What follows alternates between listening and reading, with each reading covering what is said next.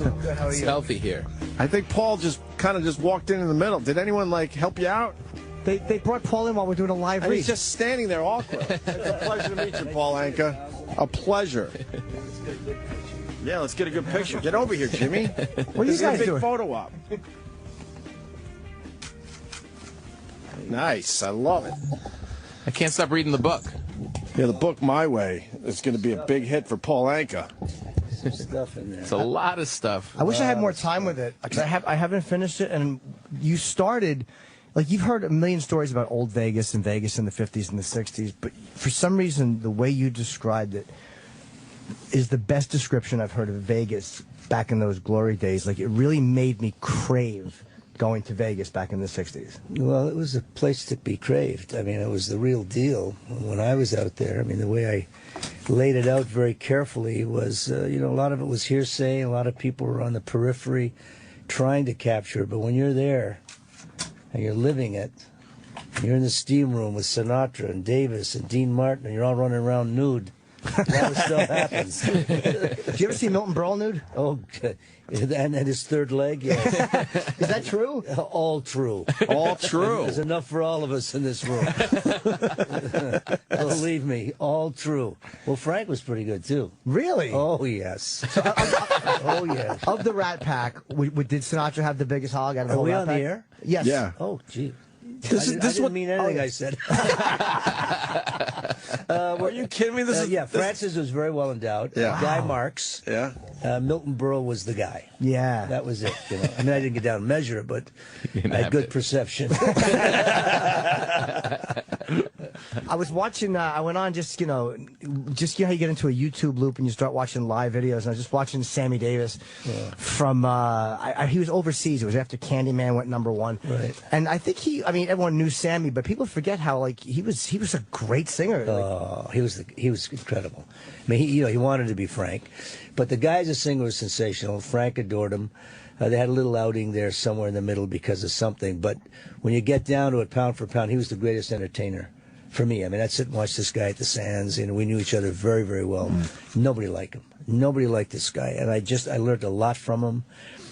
He lived his life. He really lived it to the fullest in a time where we weren't really a media-driven society.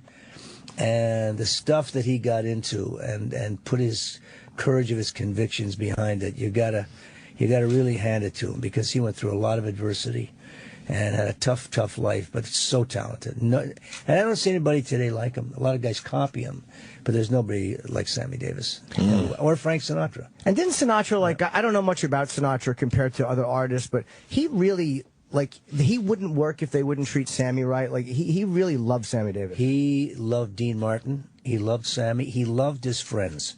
Put his foot down. Talking about civil rights and all that garbage that went on back then. Frank literally turned all that around. When they wouldn't let any blacks into the hotels, it was Frank and all of us that just said, we're not here if they're not here. So he was very, very supportive of Sammy from day one. And that's the kind of guy he was.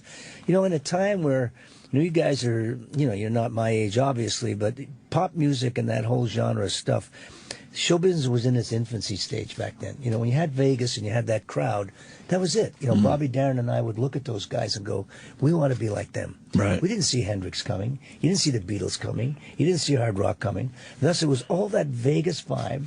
The mob guys who ran it, who were great, they were gentlemen, shook your hand, the safest place to be. When you look at Vegas today with what's going on, you can get shot crossing the strip. Yeah. And all that stuff that goes on these clubs after, and, these so-called celebrities who have a rough night and then they wind up in a hospital and say it's heat exhaustion.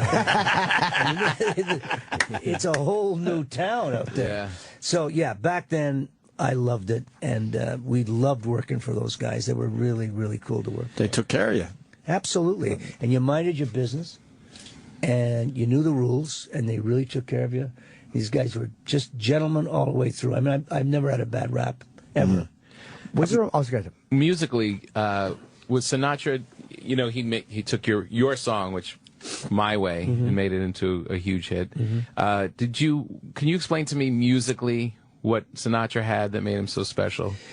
Well, it's I look at that as genetics. He genetically had that voice and that stuff. And then he was a guy that rehearsed all the time. He was a guy that just had that it. Right. And the it was, everybody else after him got arrested for loitering in front of a band. Because he was the guy, I mean, Right. nobody could do it like he did because of his phrasing, his whole musical sense. And then when you compound it with what he was about, you had all of this perception working for you that when he went on stage and with his work ethic, he just had that thing. He knew what to do with a song and Right. never, ever went into an area that he didn't understand to try and sing something. Now, with that said, is it true you gave away My Way for free? Mm-hmm. For free? What's the story behind that? Because I was saying earlier, as a songwriter, you had to know you had something. You just had to know you were in the zone, like, this is absolutely going to be a hit. Well, prefacing that, for years, Mr. Sinatra used to tease me about writing for him. No, I'm a kid. You never know in life. Shit happens. All of a sudden, you're in. Now you got this kid working out there in Vegas, youngest ever. How old were you? Youngest at the Copa. I started at 18. 18. Wow. And then I evolved into my 20s. But the point is, he never liked pop music. He loved the good stuff, and so he should have. And he'd always say, "You're going to write me something." I didn't have the balls to give him "Lonely Boy" or "Puppy Love." He would have thrown me out of a window. So as the years evolved, right? Don Costa, who I introduced him to, was my genius and my producer. I introduced him to Mr. Sinatra, and I was in Miami working the Fontainebleau when it was the thing to do back then. Yeah. And he called up and said, "Kid, we're going to dinner." So whenever he called and said, "Go to dinner," you went to dinner. And bring your passport, because you never know where you wind up the next day, So I went to dinner, and he told me that night, along with everyone at dinner, that he was retiring. Really? He'd had it.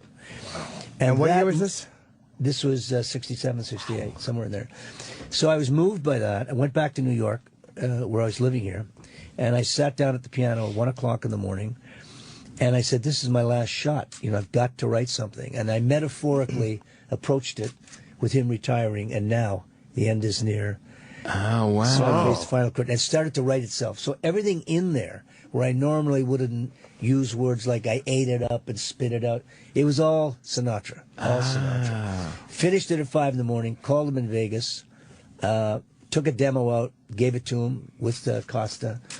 2 months later, he called me from the studio. He said, "Kid, listen to this." And he put the phone up to the speaker.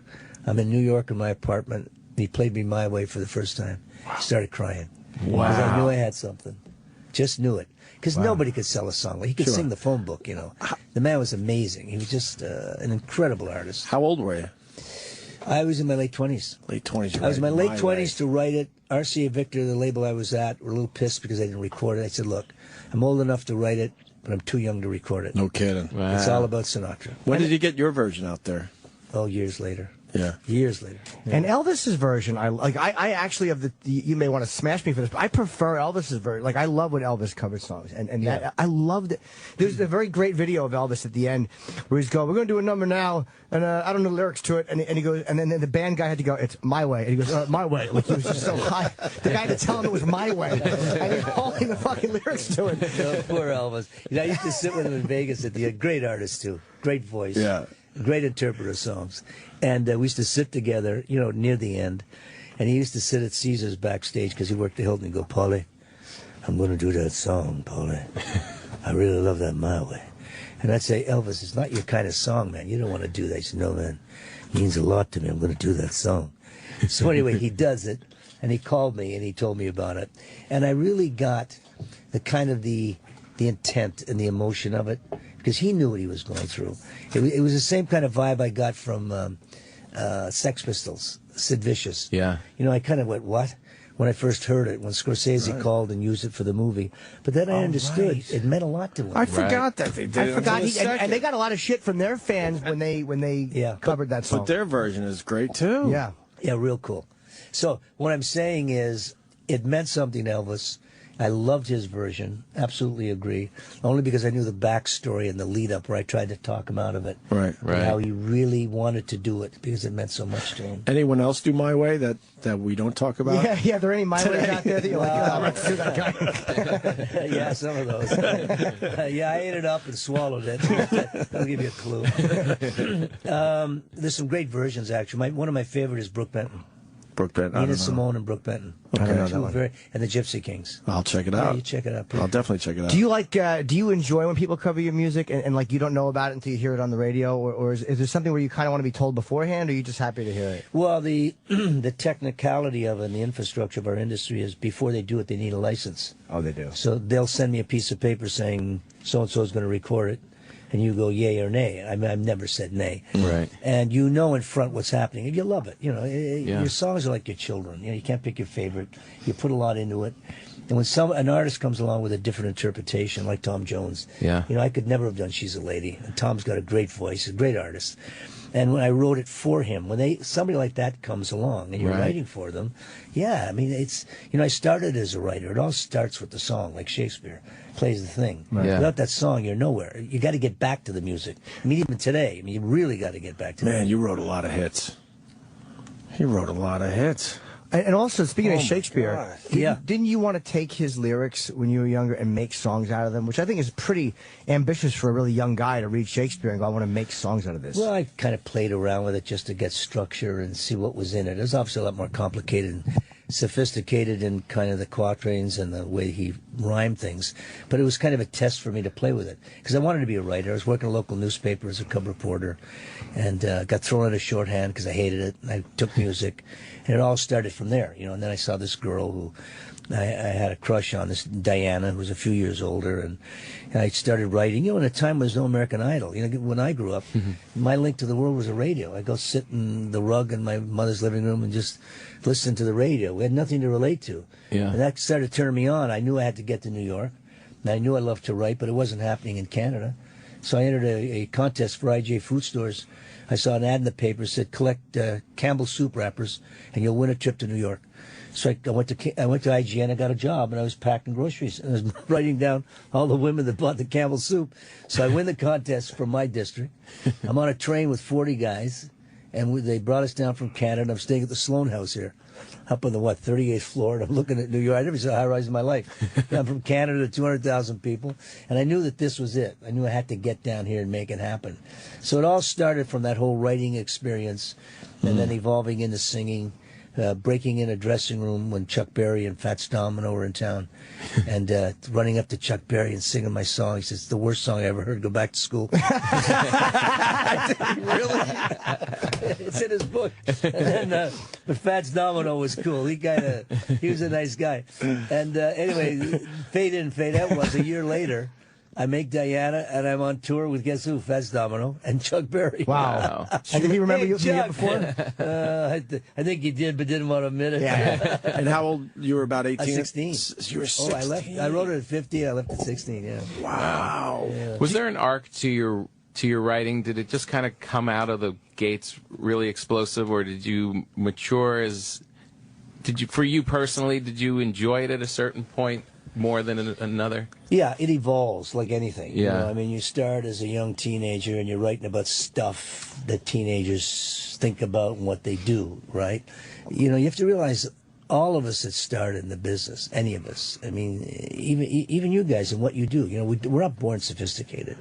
You get this stroke of luck, you're doing something you like to do, and then you're scratching your way along that highway of life, trying to cope with success and find out who the hell you are. Right. So as you evolve under that premise, as you get older and learn your craft, your songs get better. You know, all of a sudden you're sitting on the beaches of Normandy with Daryl Zanuck, you know, at 21 years old, and you got John Wayne and Robert Mitchum and all these guys that you went to a movie to watch, and you're trying to remain cool, and you're going, shit, look at this, right? And you're there with thousands of troops, and then you get inspired, and then you write The Longest Day, right? Wow. Now you're the youngest kid that's nominated for an Academy Award at 21.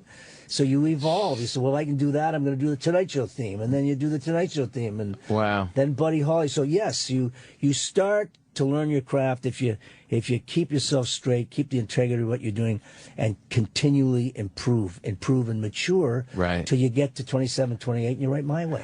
Was it a dedication to the work that kept you straight? Like, when this is all mind-blowing stuff, and there's got to be women, and there's got to be booze, and there's got to be tons of stuff. Oh, please, yes. What was it that kept you kept you grounded? Was it the work? Yeah. Work ethic, absolutely. Just the work. I came, my background, my education, my family, it was about work ethic. I worked as a kid at 12, 13, 14. You know, I had my own money, $3, but it was a lot for me. So it was work ethic.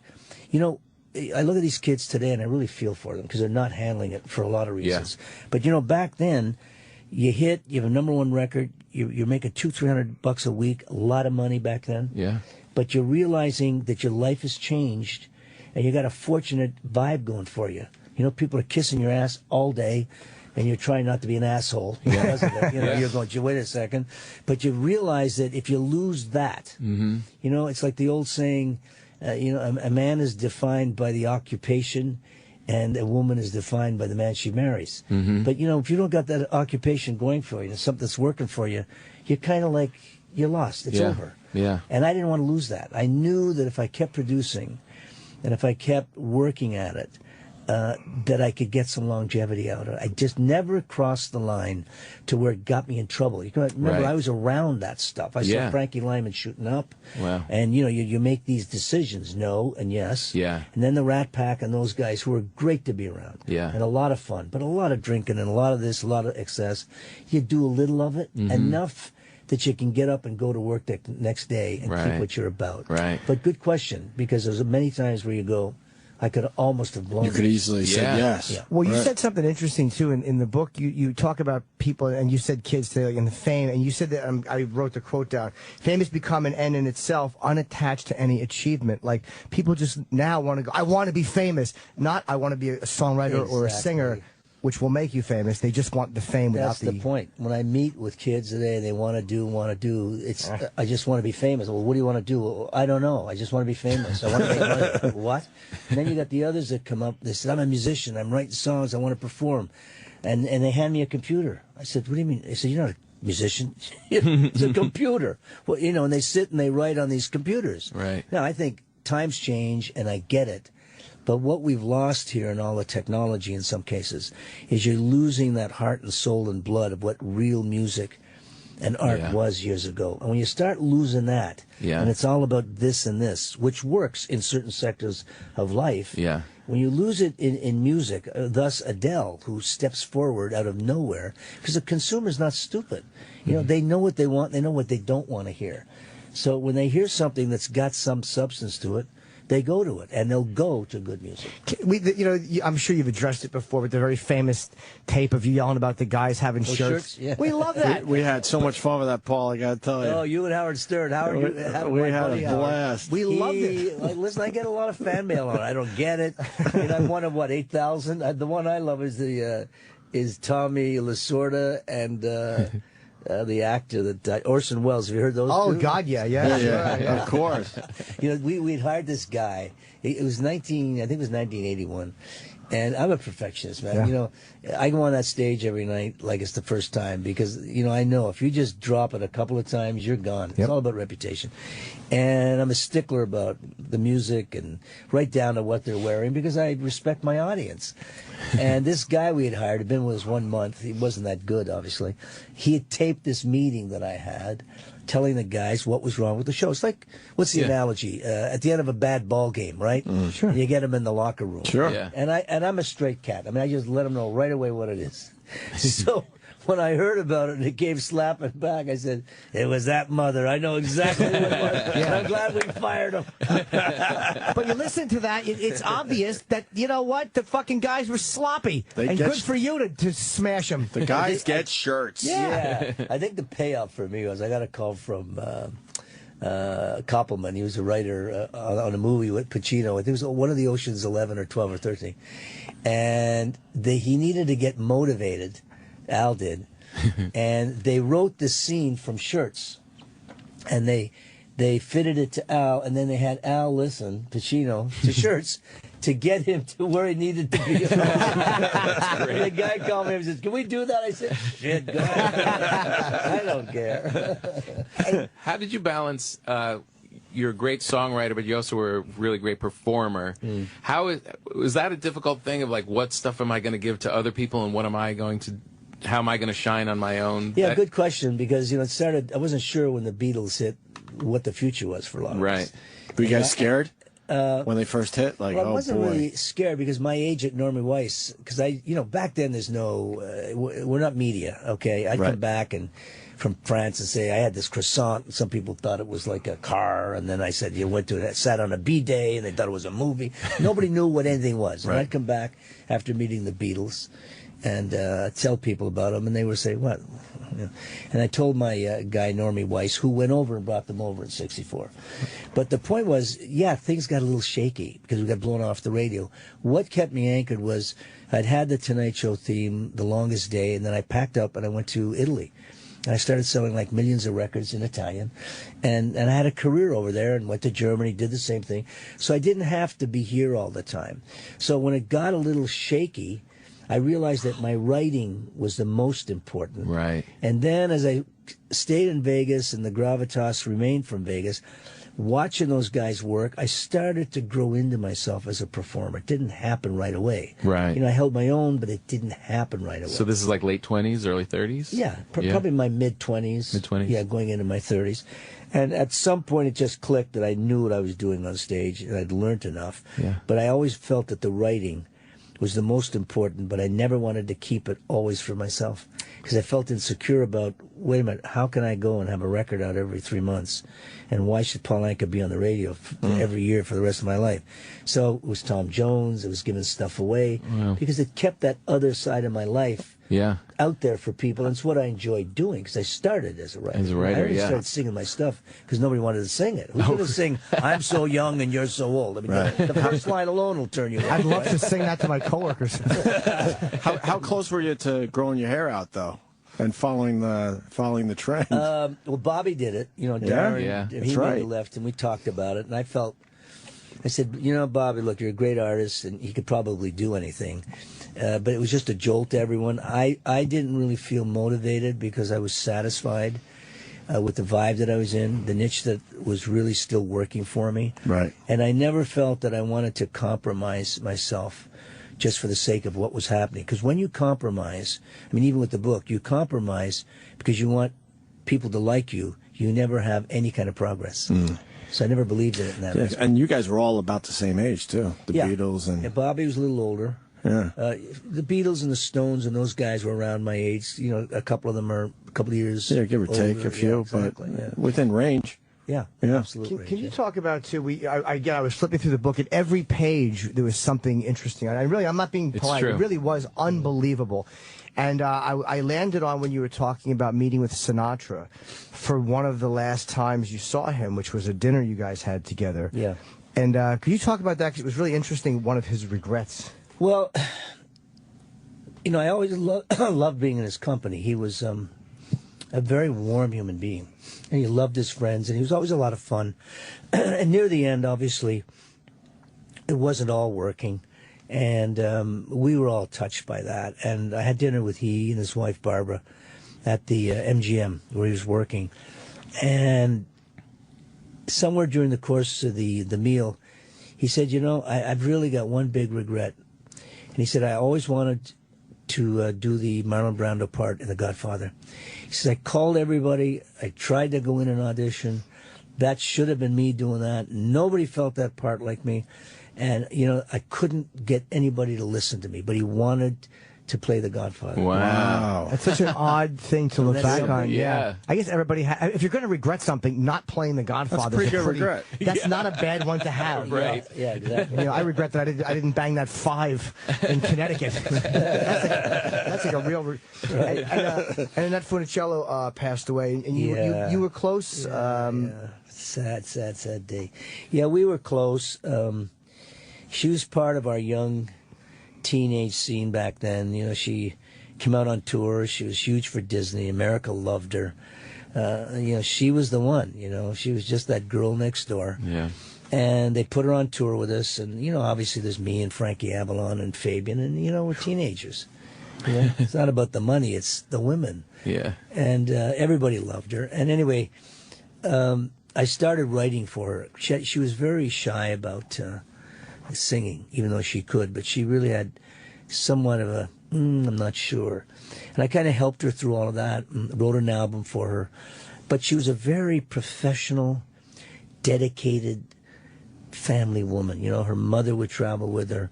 Everything that she did was she was study and want to do good. And I had some great times with her. I mean, she was, we talked about marriage. Obviously, I couldn't do it. She didn't want to do it. Well, she wanted to do it, but knew that it wasn't going to work because Disney and everybody around her were just all over us, that it was a puppy love. Thus, I wrote Puppy Love, you know, for her and I, because they kept pounding it into our heads. But it was a great loss. You know, she was very courageous, and when she found out about MS, very quickly, post of that, she stepped forward and really shared it with a lot of people to give them some kind of sense of what it was about, to give them some hope, to give them some education, if you will, on it. But loved Annette, loved her family, just good people. My agent at the time, Jack Gilardi, another great guy, he married her, had some wonderful children, very successful. And it's a great loss. You know, you're never ready for it, even though you hate to see people suffer. When that door really closes on anyone, you hate to see it because something inside you closes. You know, I just feel that God is now got a lot of people bowling in my bowling alley. You know, they're just going down. So, and she'll be missed. She was a very special girl. You had all girls yourself? I had 5 girls. 5 girls. Yeah, wow. married a Catholic woman with bad rhythm. And then I got a son recently. Oh, recently? Yeah, well, 7 years ago. Wow. And he's something else. Changed my life and takes the focus off of you and you put it into a beautiful little human being. Children are where it's at today, I got to tell you. Yeah. I feel very blessed to have that little boy in my life. Is there anything you regret? Because Sinatra talked about that. Is there anything you look back on? And I'm sure we all have them, but is there anything you look back on that's kind of been a thorn for you that you're like, I wish I would have done that a little better? Yeah, I think we all have regrets, you know. You feel funny talking about it when you've been given so much. Sure. So that's, when that balance is so to the right, to sit down and start regretting stuff in abundance, to me, it's just kind of ungrateful, you know. Yeah, there's things that you've done. There's business moves that you've made you wish you hadn't made. But, you know, shit happens in life to all of us, and you can never really see what's coming. You know, my whole approach to that at a young age was try and see problems coming before they get there, and you alleviate all of that. You know, big regrets for me were losing my mother. You know, I could do nothing about it. She was my ally. She'd give me money. She worked at Sears Roebuck so I could get my music. You know, back then, they didn't know about all this American Idol stuff. So she was the one that stuck by me. And, you know, at 18, she died in her mid-30s. And, you know, I couldn't quite grasp all of that. That was tough on me. And then later on, some business things that went down. But nothing that to really talk about. Right. You know, I can say they're out there, and there is stuff there. But is it embedded in me? No, you know, when you got it going and you're still going and you're doing it, you kind of look back. The good thing I look back on is, you know, we learned to fail back then. You can't fail today. Yeah. You guys do a stretch here and fail for 3 months, you got trouble. You know, in my business, back then I could fail and I could go on stage and do my thing and you learn from that. Today you can't. You know, today you can't. That's why I feel fortunate coming up when I did, because I really learned my craft. You know, you go in a studio and with a band, and that's the record you got. You know, today you sit around with, you know, 112 tracks and equipment. Right. It takes 3 years, and you want to sound like this guy. Press this button. You know, it's all a whole different racket. So it's not just romantic. Like, whenever I look at all that era, I get so jealous. I'm like, that seems like a great time to have been in show business. You see guys going on the Tonight Show. You see guys going to Vegas. Oh. It really was that good, wasn't it? It was. Yeah.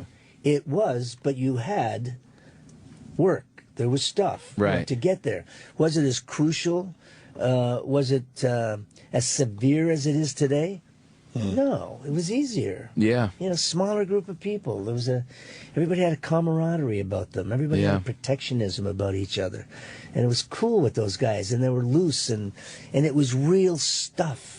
Yeah. You know, it wasn't technology stuff. I'm not against technology at all, but I just think it has its plus and its minuses. But back then, you had to be that good, you had to be that funny, you had to be on because you were live. Right. And people kept secrets back then. It was like you could have these wild Rat Pack nights and all this stuff. Yeah, we did.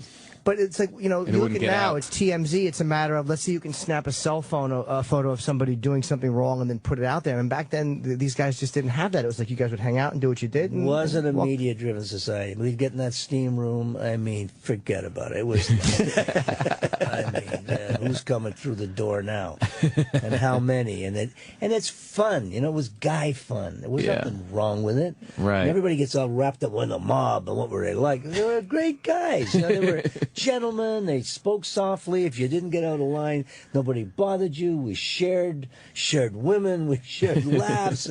It was just a great time. It didn't get out there. Thus, we continued to do it. Right. Unfortunately, today, they're watching all of us in many ways. Yeah. And you got to regulate your life and adjust it.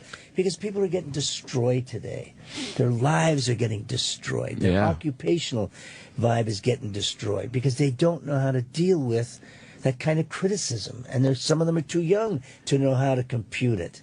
You know, so you're destroying more people and the chance for them to grow and emerge than yesterday when you went through all that stuff and it was good human stuff and then you went on with your lives. You know? Everybody wasn't so critical.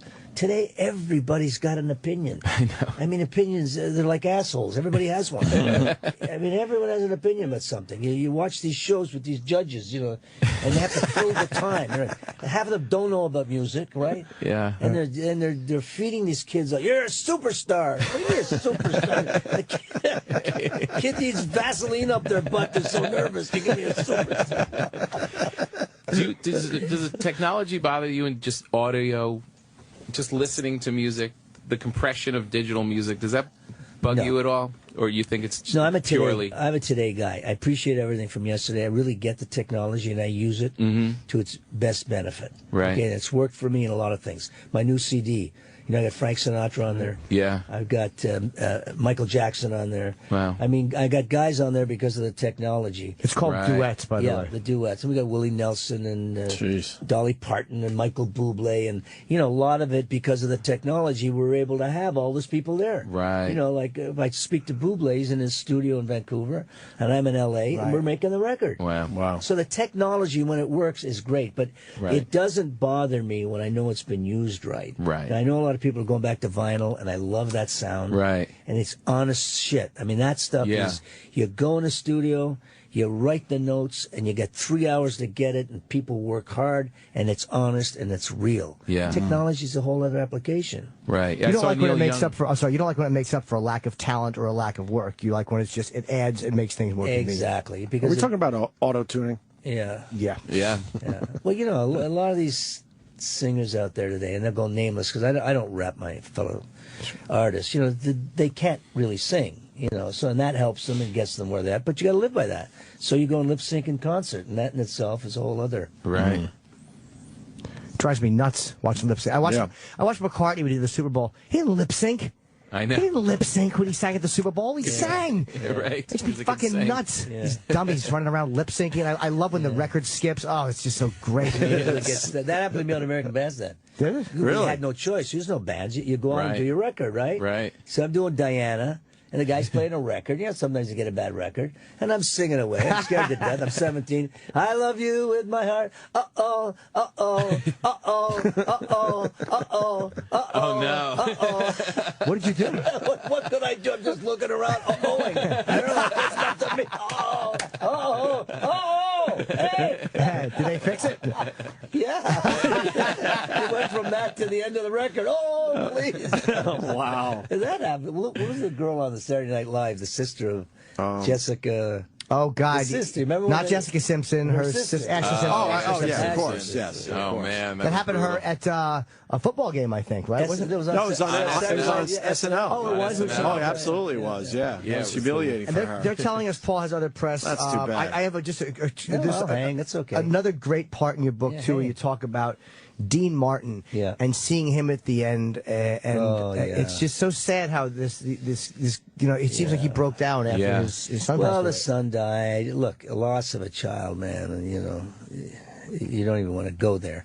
And he was a cool guy. I mean, this guy, forget all the drinking and everything. This was a lot of his apple juice. This guy would, you know, after the show, he'd go sit in a little tent off stage and eat a bowl of spaghetti and watch a Western, go to bed, or to get up and golf. So he was a real cool, relaxed guy. But after the Sun, and then when Frank wanted them all to go out on that tour, he didn't want to keep up that late night stuff anymore. And he was just hurting inside. And I would go over and see him at this little restaurant on Cannon called La Familia. And he'd always sit in the back, and I'd go with a buddy of mine who, you know, we knew him. And he'd be sitting right in the back with his, you know, the pasta and the booze. His teeth were out, and they were right there on the table, sometimes in the glass. He'd say, "How you doing, Dean?" And he said, "I'm just waiting to die, Pally. Just waiting to die." Jeez. Yeah, he just couldn't recover. Just waiting to die, Pally. Oh, and that was the last time you saw him?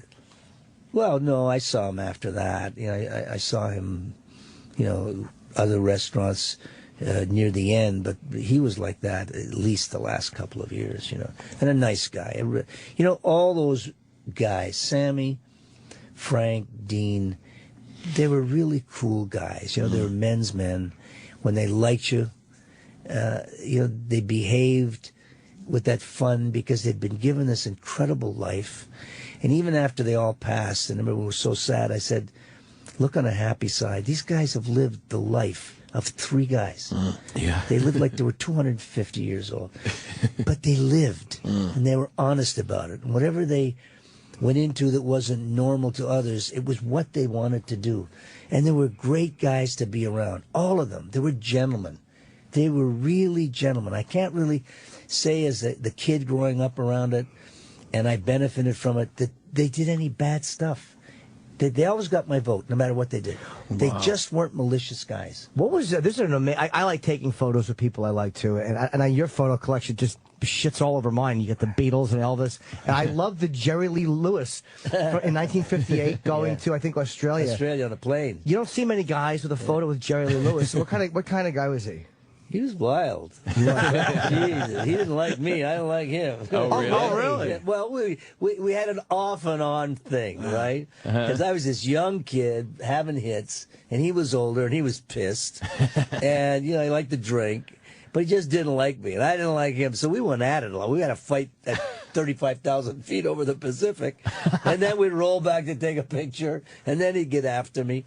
But it wasn't and I went down with him and Buddy Holly. So he and I were off and on, Jerry. Wow. Yeah. You knew Buddy as well? Oh, Buddy was my dear, dear close friend. Oh, really? Yeah, Buddy Holly. He and I were opening a company together, a music company, because he wanted to change, and that's why I wrote the song for him. It Doesn't Matter Anymore. He had called me with my manager and said, I'm quitting with the group, getting rid of my managers. I need some money, and we arranged that tour for him where the plane went down. But he and I would always get together and just talk. He was such an influential guy. You know, when I met the Beatles for the first time, they talked about Buddy Holly, Chuck Berry, Muddy Waters. These guys had influenced them. And Buddy was such a raw, talented guy. His music was just so clean.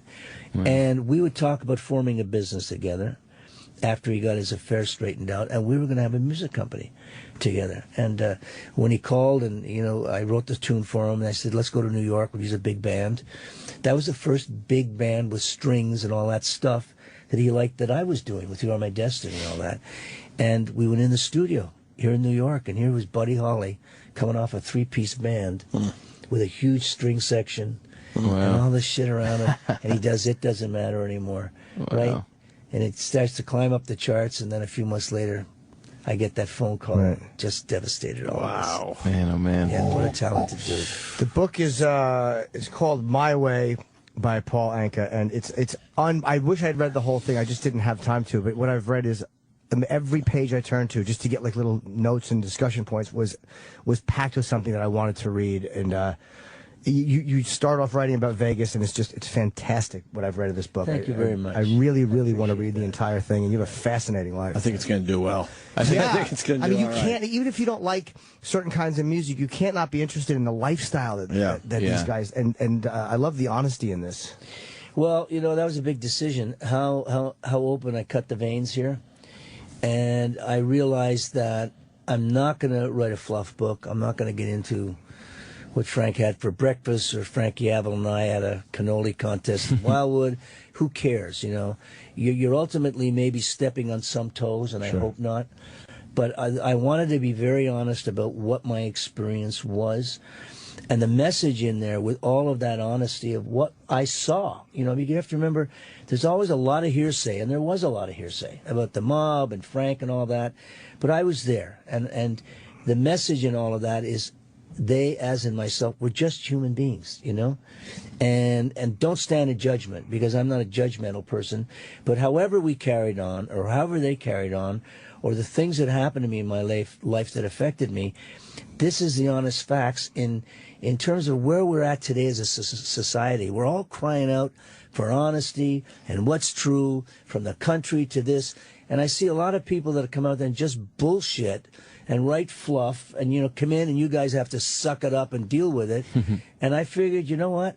They're not going to take any signs down in Hoboken about Frank. He's going to go down as one of their greatest sons, and he gave to charity in the billions, and he was a great guy and a great artist. And everything I say in there is about love for him, Sammy, everyone that I write in there. But it had to be the truth for me, or why do it? And if you don't do it, you got a book this thin, and you got your one shot of writing a book.